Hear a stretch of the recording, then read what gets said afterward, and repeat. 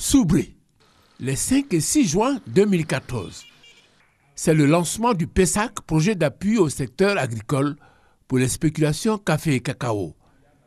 13 milliards sont en jeu avec une innovation majeure. C'est la première fois que l'État prend la responsabilité de transférer de l'argent qui devait être chez lui à des interprofessions, des filières concernées au niveau de l'EVA, au niveau du café et cacao, au niveau du palmier à l'huile, pour les zones forestières, et puis au niveau du coton et de l'anacarde pour les zones des savanes.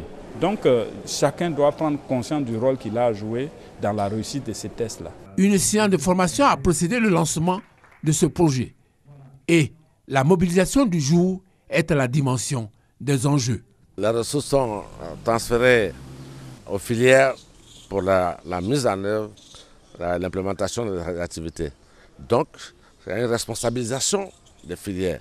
Le chef central des BT de Soubré a, au nom de l'ensemble des producteurs de la région, mis le projet sous la protection du génie de la NAWA. Nous allons confier ce projet-là à notre génie, la NAWA, le génie protecteur, pour que ce projet-là connaisse un succès à Soubré. 2014-2017, soit 3 ans après, nous sommes retournés sur nos pas pour voir si le génie de la NAWA a véritablement protégé le projet. Autrement dit, est-ce que les fruits sont à la dimension de l'espoir suscité? Commençons par la voirie de la ville de Soubré. Voici l'état de la chaussée le jour du lancement.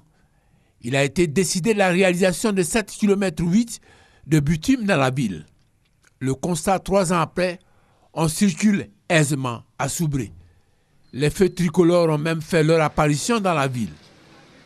Le volet infrastructure sociale du projet affiche un tableau de réalisation satisfaisant. Ici, l'école de Petit-Yémé, avant l'avènement du projet. Les baraques ont cédé la place à une école flambant neuve, avec logement de maître. Une source de satisfaction pour les parents d'élèves, mais surtout pour les enseignants. Et pour cause. Le projet est arrivé et ça nous a soulagés, franchement. Parce que par le passé, on travaille dans des situations pénibles, difficiles. Et le projet a fait qu'aujourd'hui, les enfants ont des salles de classe où, quand il y a une pluie, on est toujours en train de travailler avec les enfants. On n'a plus de problème. À environ 100 mètres de Petit-Yémé, à Marayi, un autre village bénéficiaire du projet, à travers la réalisation d'un centre de santé intégré. Son avènement, une source de joie pour les populations. Ce qui a changé, on soigne ici facilement. On ne fatigue pas encore. On ne veut pas calmer encore. Dernière composante que nous avons examinée, la gouvernance des coopératives. Une fédération de coopératives de la région est née. Au niveau de la NAWA, nous avons vu la nécessité de s'unir. C'est ainsi qu'on a convoqué une grande réunion d'information aux différentes coopératives. Et par la suite, nous avions formé un groupe pour aller dans les différents départements. Les responsables qui doivent diriger cette union ont été choisis.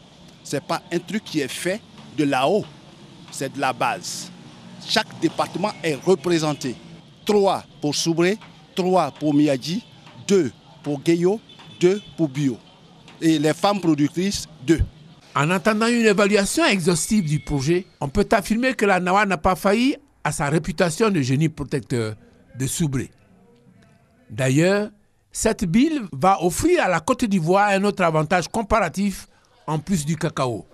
Le courant électrique grâce au plus grand et plus puissant barrage hydroélectrique de la sous-région. Son inauguration est prévue pour le 2 novembre prochain par le président de la République, Alassane Ouattara.